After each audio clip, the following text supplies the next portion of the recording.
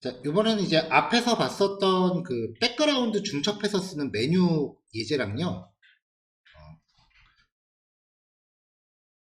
그 다음에 조금 전에 봤었던 그라디언트를 이제 결합한 예제예요.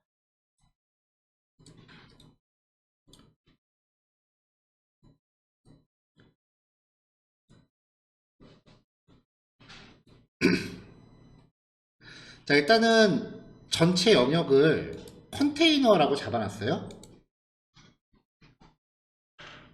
그 안에서 헤더, 타이틀바 영역을 잡고요. 그 다음에 섹션으로 컨텐츠 영역을 잡았습니다. 클래스는 타이틀바와 컨텐츠로 되어 있고 각각 제목과 그 다음에 메뉴 영역을 넣어놨어요. 자, CSS 볼게요. 모든 태그의 기본 여백을 없애버렸고요. 딱 붙었죠.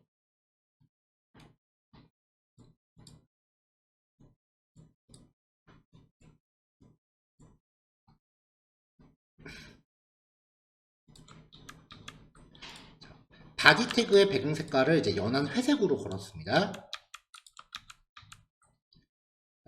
상단에 이 타이틀바 영역 넓이는 100%로 잡아주고 높이는 45픽셀 그 다음에 아래쪽에 테두리 선을 그어줬습니다. 그리고 이 상태에서 백그라운드로 그라디언트를 줬는데요. 위에서 아래 방향으로 이렇게 색깔이 바뀌는 거예요. 연한색에서 진한색으로요. 그라디언트가 이제 연한색에서 진한색으로 바뀔 때 높이가 좀 작게 나오면은 약간 이렇게 오목한 것처럼 보여요.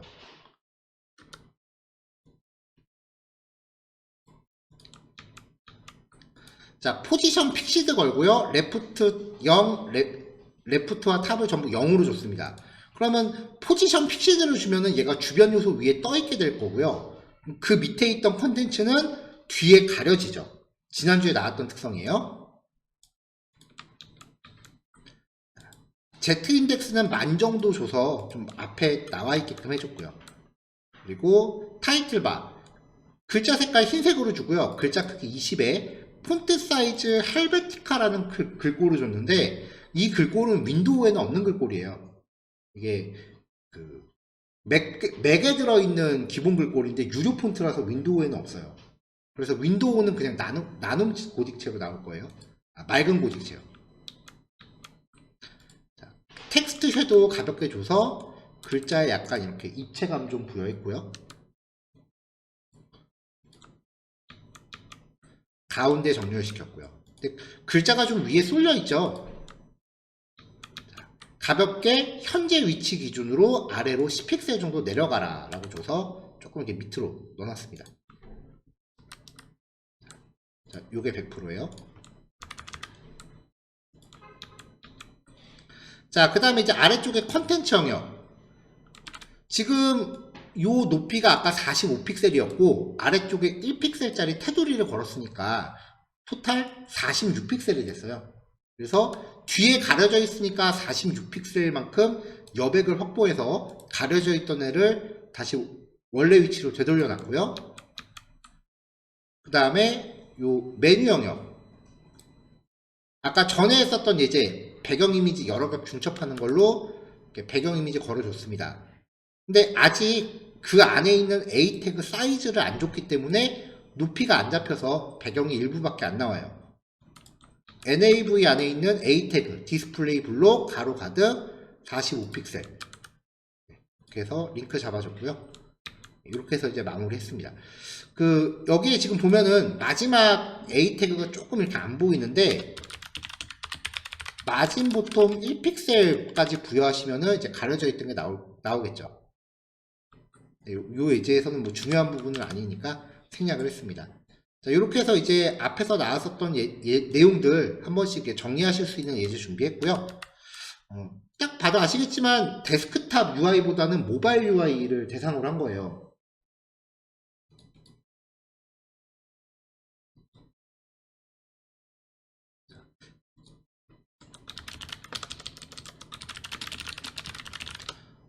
크롬 웹스토어 다시 한번 들어가셔서, 요거는 뭐 지금 안 가셔도 상관없어요. 모바일 시뮬레이터라고 검색을 하시면 요런 애가 나오는데요. 저는 이미 설치를 해놨죠. 자, 얘도 마찬가지로 설치하고 요 핀 고정해서 메뉴 나타나게 했습니다.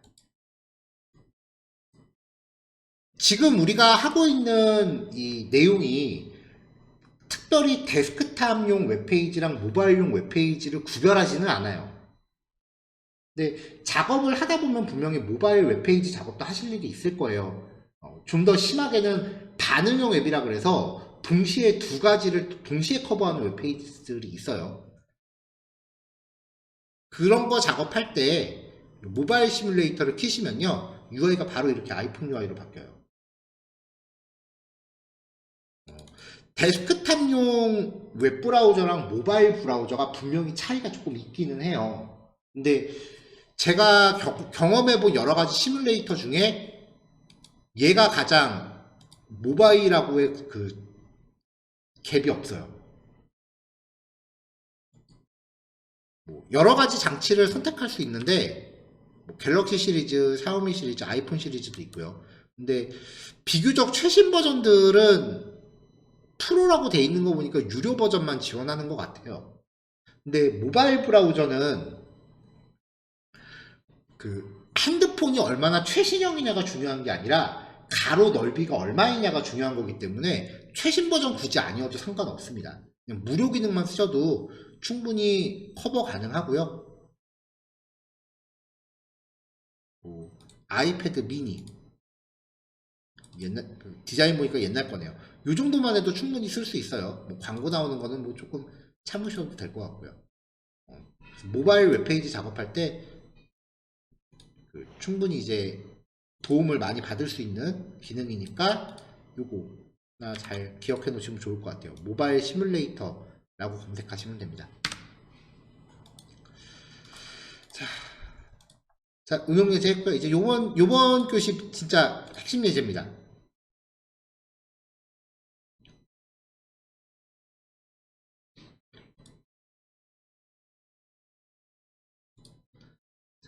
요 배경 이미지를 두 개의 박스에다 띄울 건데요.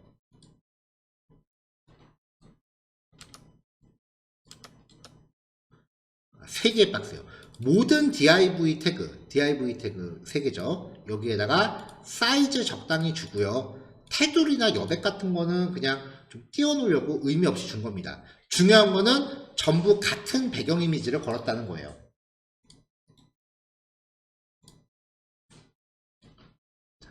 자, 요렇게입니다.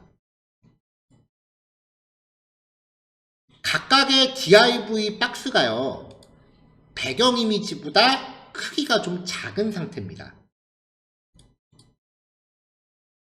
그래서 한 요 정도 지금 나오고 있을 거예요.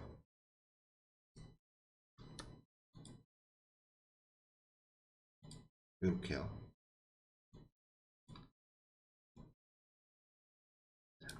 자, 우리가 백그라운드 포지션이라는 속성을 봤었는데, 백그라운드 포지션이 기본적으로 레프트 탑이 기본값이에요. 그러니까 이게 무슨 말이냐면은 이 배경 이미지의 왼쪽 상단 꼭지점과 박스의 왼쪽 상단 꼭지점이 일치하는 상태에서 배경이 그냥 이렇게 전개가 되는 거예요. 그러면 백그라운드 포지션을 라이트 보통으로 부여하면 두 번째 박스입니다.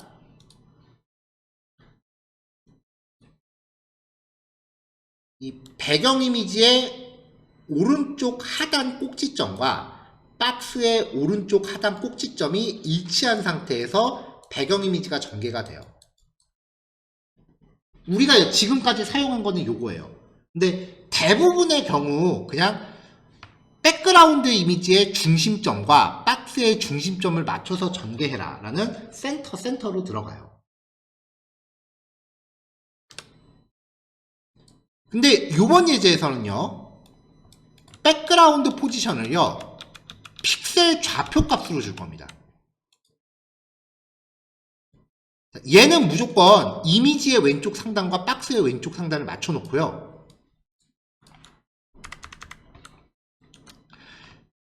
박스의 70픽셀 그리고 세로축으로는 50픽셀 떨어진 위치에서 이미지를 전개시켜요. 이것만 보면 이게 뭐야 싶으실 수도 있어요. 근데 위치 관련된 속성은 마이너스 값이 가능하다라고 말씀을 드렸잖아요. 자, 이제 박스3는 같은 값을 마이너스로 줄게요. 자자. 그러면 박스 기준으로 마이너스 70픽셀 그리고 위로 마이너스 50픽셀, 그럼 대충 요 정도 위치 될 거라고요. 여기서부터 배경 이미지가 전개되기 시작하는 거죠.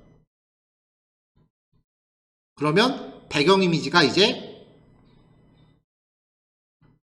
보이는 위치가 달라지기 시작하는 거예요. 이렇게 박스 안에서 배경 이미지를 움직일 수 있다라는 거예요.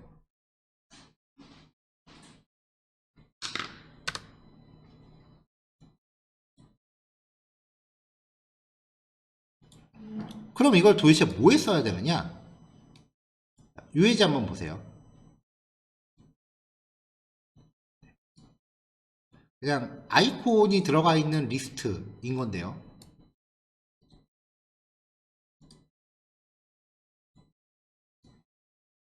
자, 조금 전에 보셨던 이런 형태의 아이콘 목록을 만들기 위해서 흔히 이렇게 아이콘 이미지가 각각 필요할 거다라고 생각을 하시는데 실제로는 그렇지가 않다는 거예요. 사용된 거는 이거 하나예요.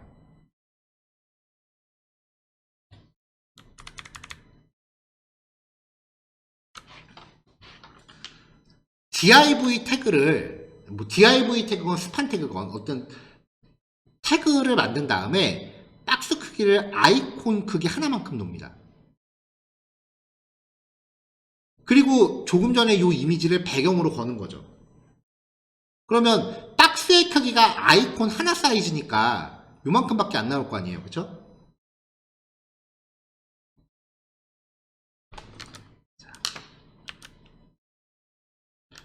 어떤 상태인지 다시 한번 보여드릴게요.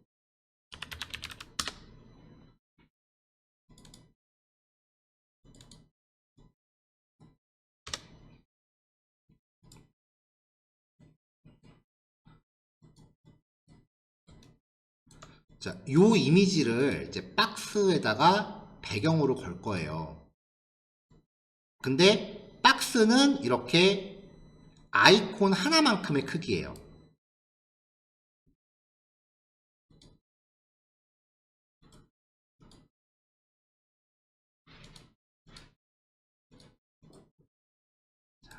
자, 요 크기를 지금 이 박스 안에 배경 이미지가 들어선 거니까 주변은 지금 안 보여요. 정상이죠. 그래서 주변을 제가 이렇게 가려 놓을게요.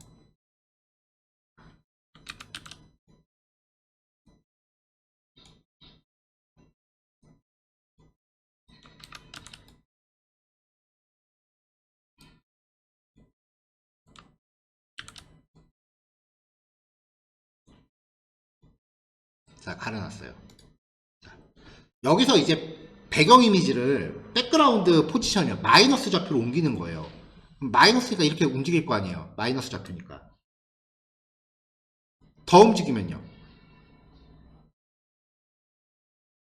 딱 여기까지요. 그럼 보이는 부분을 바꿀 수 있다는 거죠. 그 다음 부분은 이렇게요. 이렇게. 이런 식으로 하나의 파일에다가 모든 그래픽을 다 그려놓고 내가 보여주고 싶은 위치를 백그라운드로 맞추는 거예요.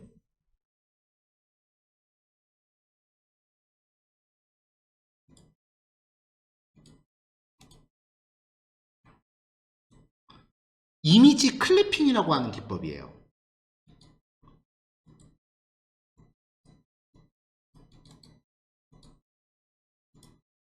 네이버 메인이고요.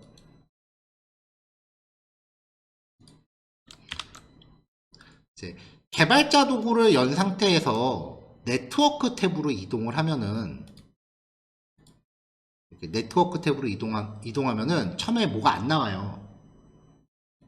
여기서 이제 새로 고침을 한번 딱 누르면은 그 웹페이지를 표시하는 데 사용된 모든 CSS, 이미지, 자바스크립트 파일 같은 게 다 표시가 됩니다.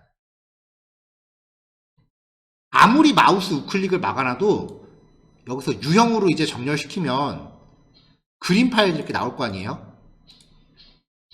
JPG, GIF, PNG 선택하면 나와요. JPG 같은 경우는 대부분 실사 이미지예요. 확장자가 JPG인 경우는요. PNG 같은 경우는 이제 아이콘 같은 거예요. 자, 뭐 이건 뉴스 관련된 아이콘 이렇게 들어가 있죠.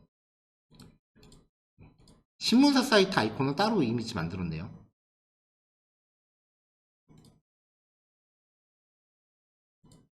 자, 이렇게요.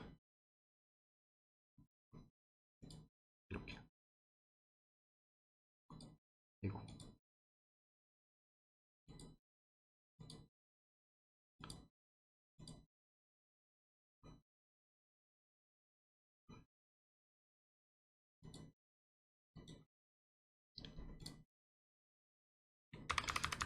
이런 식으로요. 직접 카메라로 찍은 실사 이미지를 제외하고 사이트에 들어가는 아이콘 같은 애들은요, 이렇게 포토샵 같은 걸로 그래픽 이미지 파일 하나로 다 합쳐놓습니다. 그래 놓고 내가 이 아이콘을 보여주고 싶다라고 하면은 요만한 박스를 하나 만들어 놓고 거기다 백그라운드를 얘를 적용한 다음에 백그라운드 위치를 이동시키는 거예요. 이만큼의 거리를 이동시키면 되겠죠. 처음에는 백그라운드가 박스 왼쪽 상단에 이렇게 배치가 될 텐데, 내가 보여주고 싶은 이미지까지의 거리, 요 거리의 픽셀 값을 측정을 해서 백그라운드 포지션을 마이너스 값으로 부여하면은 거기에 맞춰질 수 있어요. 저 같은 경우는 이제 포토샵 셀렉션 툴로 요만큼 넓이를 가로 픽셀을 측정하고 또 요만큼도 이제 사이즈를 측정을 해요.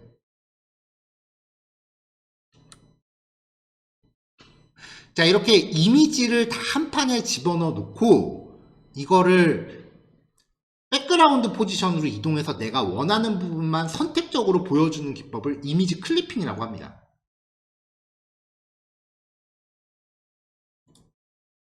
이걸 도대체 왜 이렇게 사용하느냐?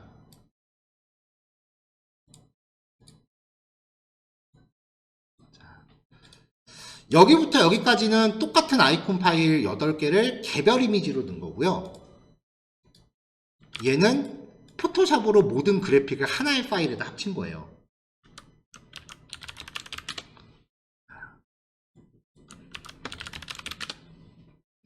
메모장 2개로요.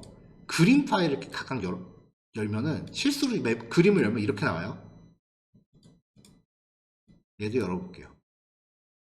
자, 제가 지금 2개의 아이콘을 메모장으로 연 겁니다.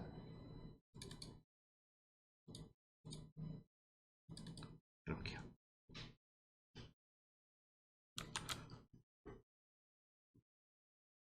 모든 파일은 그 파일이 담고 있는 데이터가 본론이라면 앞부분에 서론이 있어요. 자기 자신을 소개하기 위한 데이터. 흔히 이제 메타데이터라고 부르기도 하고요. 아니면은 서론을 헤더, 본론을 바디라고 부르기도 합니다. 예를 들어서 그 사진 같은 거 보면은요,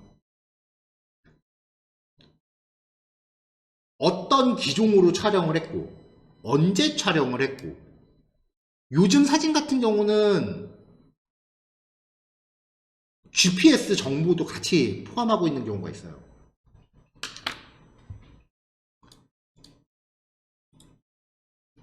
실사 사진을 지금 갖고 있는 게 없는 것 같아서 잠시만요.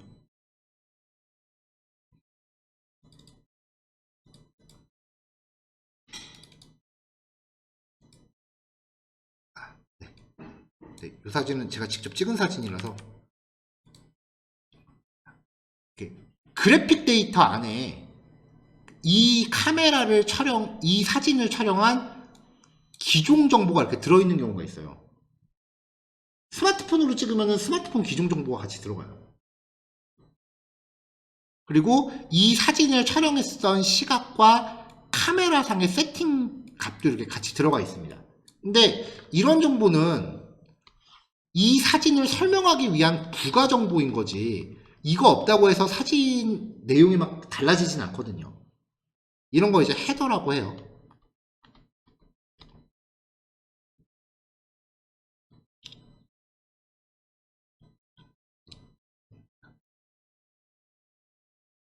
근데 이 헤더 정보의 용량이라고 해야 될까요? 용량은 사진이 요만하건 이따만하건 거의 일정한 용량을 갖고 있어요. 자, 다시 아까 제가 메모장으로 열어놓은 거 볼게요. 자, 여기 보면은 무슨 뜻인지는 모르겠지만 그래도 얼추 봤을 때 눈으로 읽을 수 있는 글자들이 좀 포함이 되어 있죠. 이만큼이 헤더예요. 그리고 그 뒤에 이상하게 나와 있는 곳이 그래픽이에요. 자, 첫 번째 이미지, 두 번째 이미지,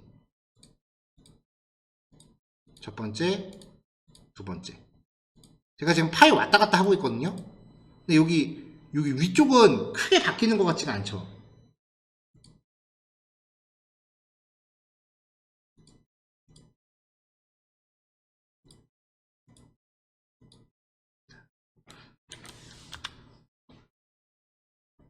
계산하기 좋게 헤더를요, 파일 크기를 5라고 잡고요. 단위를 생략하겠습니다. 그래픽 크기를 45라고 정하겠습니다. 그러면 이미지 파일 하나당 50의 크기를 갖는 거예요. 이게 아이콘 8개가 들어있었죠. 그럼 전체 크기는 400이 되죠. 이 8개의 아이콘을 하나의 이미지 파일에다가 그래픽 데이터를 다 포토샵에서 하나의 이미지로 합쳤다고 가정을 해볼게요. 45, 그래픽 데이터 45가 8개니까 32, 360이 나와요. 크기가 45 곱하기 8이니까. 근데 위쪽에 붙어있는 헤더는 거의 일정하다고 말씀드렸죠. 얘는 여전히 5예요. 그러니까 아이콘을 이미지 파일 하나에다 다 합치면 365, 즉 400짜리 이미지 크기가요, 365로 용량이 줄어들어요.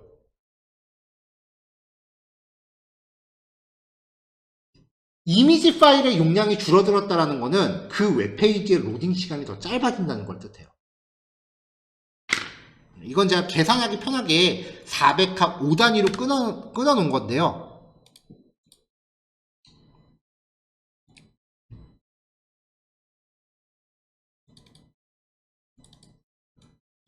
자, 실제로 아이콘 이미지 파일 8개의 용량을 한꺼번에 합쳐서 확인해 보겠습니다. 자, 파일 8개의 아이콘인데요. 크기가 42.5KB입니다. 이거를 하나의 이미지로 합친 걸 보면은 크기가 반 이상 줄죠. 이거는 아이콘 개수가 늘어날수록 이 차이는 기하급수적으로 커져요. 그래서 실제로 대형 포털 사이트, 많은 웹사이트들이 디자이너가 직접 디자인한 아이콘 같은 것들은 전부 다 합쳐갖고 파일 하나로 만들어냅니다.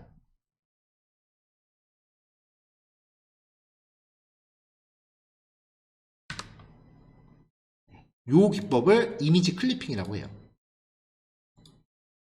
핵심은 백그라운드 포지션이고요.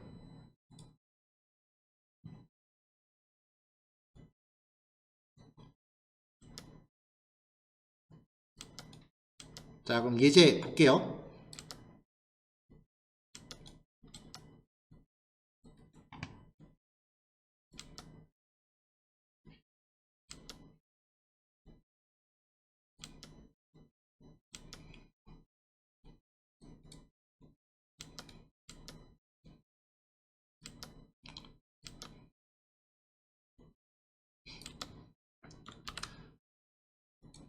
목록 정의 태그 준비했고요. 목록 하나당 A 태그 들어가고 아이콘 들어갈 태그와 그 밑에 텍스트 넣을 태그입니다. 일단 목록 정의니까 목록이죠.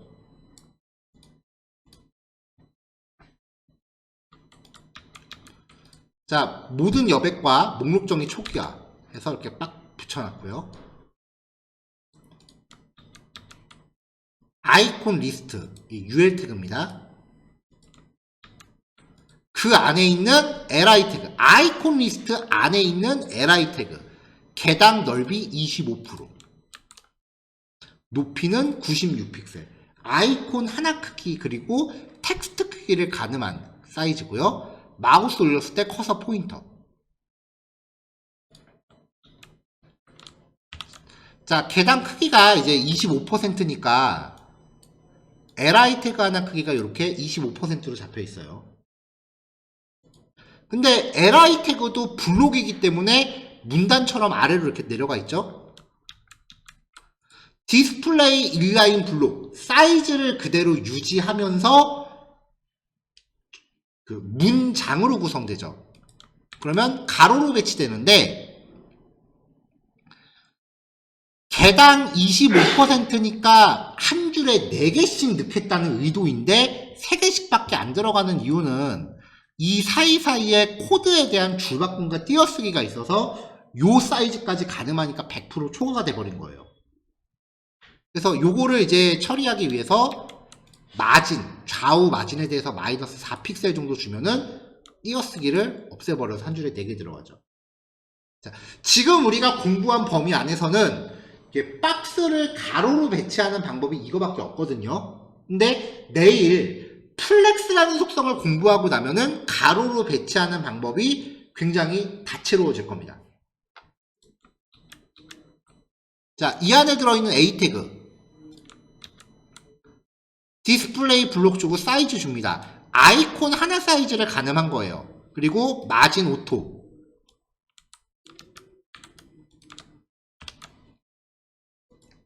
자, 이게 li 태그고요. 요게 A 태그입니다. li 안에서 A 태그. 아이콘 사이즈 생각해서 이제 가운데 배치한 거고요. 위에 바짝 붙어 있는 것 같아서 li 태그 안에서 A 태그를 이렇게 밑으로 내렸어요.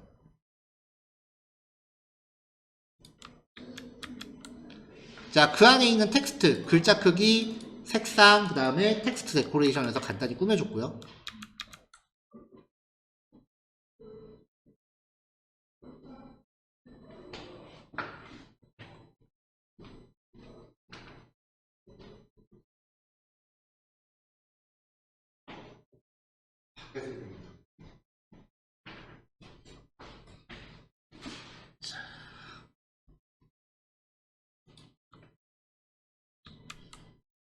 자, 그 다음에 이제 아이콘. 아까 보여드렸던 전부 한 판에다가 이미지에 모아놓은 거, 걔를 백그라운드로 요 아이콘이랑 클래스에 넣어줍니다. 그럼 전부 똑같은 이미지가 이렇게 들어가겠죠? 실제로 이미지는 이만큼이 지금 배경으로 걸려있는 거예요. 자, 마진 오토 가운데 맞춰주고요. 그 밑에 텍스트, 요 텍스트요. 디스플레이 블록, 위드스 오토 가득 채워주고 텍스트 중앙 정렬. 근데 글자가 아이콘하고 너무 바짝 붙어있는 것 같아서 패딩 탑 위쪽에 여백 줘서 살짝 띄웠어요. 그리고 나서 이제 각각의 아이콘들 아이콘 1, 아이콘 2, 아이콘 3 2개 이상의 클래스를 적용할 때는 띄어쓰기로 구별하시면 클래스 2개를 다 적용할 수 있어요. 자, 이렇게 아이콘 넘버를 해서 각각의 아이콘별로 백그라운드 포지션을 이제 계산을 해서 넣습니다. 그러면 위치가 이렇게 다 이동하는 거죠. 네, 요거는 굉장히 중요한 실무 팁이니까요. 꼭 잘 파악하시면 될 것 같아요. 요번 글씨 여기까지만 할게요. 예제가 3개밖에 안 되니까 마찬가지로 4시 20분에 시작하겠습니다. 다음 파일은 미리 보내놓을게요.